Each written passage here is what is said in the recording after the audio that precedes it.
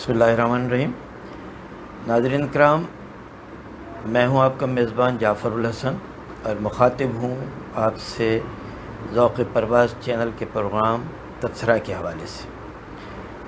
आज हमारा मौजू है हिंदुस्तान का रवैया और आलमी सतह के ऊपर उसके ख़िलाफ़ होने वाले इक़दामात।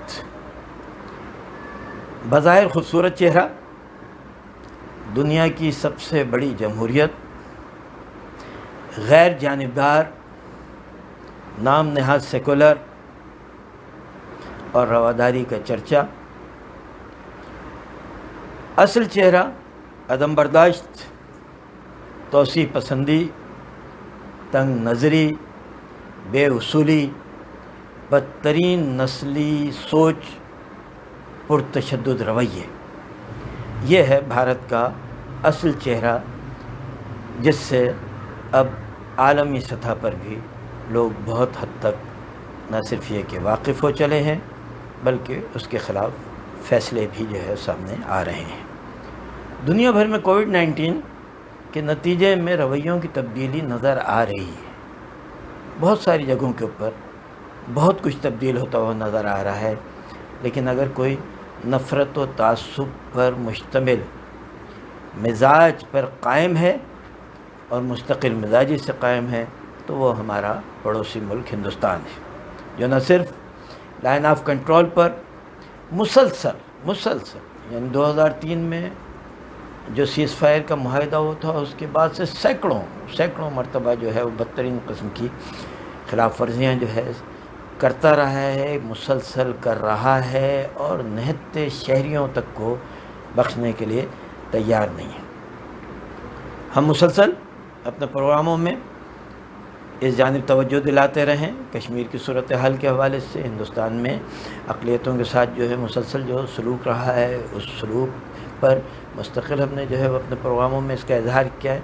लेकिन आज आलमी सतह के ऊपर ख़ुद अमेरिका में इसके ऊपर बहुत हद तक जो है वो मामलात आगे बढ़े। मिसाल के तौर पे वाइट हाउस में ट्विटर पर वज़ीर आज़म मोदी को अनफ्रेंड कर देना बज़ाहिर बहुत छोटी चीज़ नज़र आती है, लेकिन ये एक बहुत बड़ी बात है और उन्होंने इसके ऊपर उनके जो पुरतशद्दुद अंदाज़ हैं और जो इंसानी हुकूक़ की खिलाफ वर्जियाँ हैं उसको उन्होंने उसकी बुनियाद बनाया है।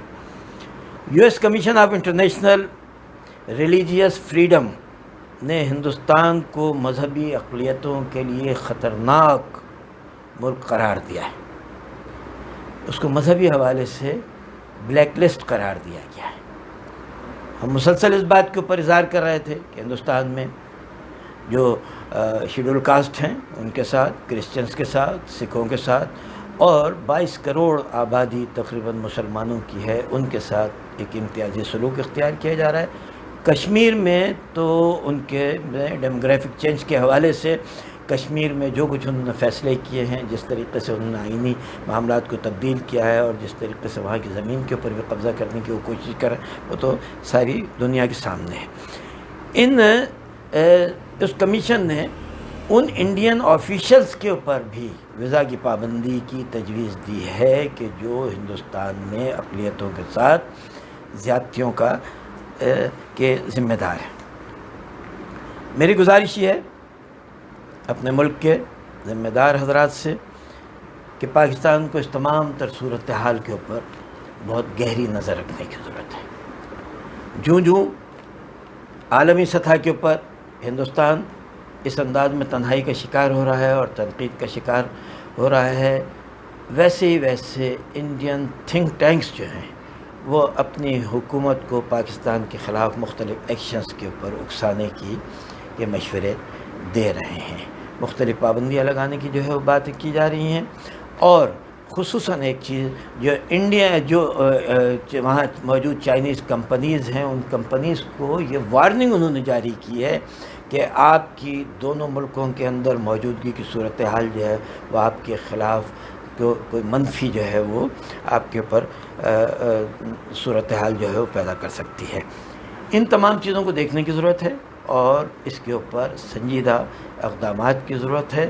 اور اس میں ایک آخر میں اپنے داخلی حوالے سے بات کہوں گا کہ چونکہ ہندوستان اس صورتحال سے دوچار ہے، لہذا اس کے جو ایجنٹس ہیں وہ پاکستان میں اسی انداز میں پھر متحرک ہوتے ہیں. جیسے ہی اس کے اوپر بیرونی دباؤ ہوتا ہے وہ کوشش کرتا ہے کہ پاکستان کے اندر جو ہے دباؤ.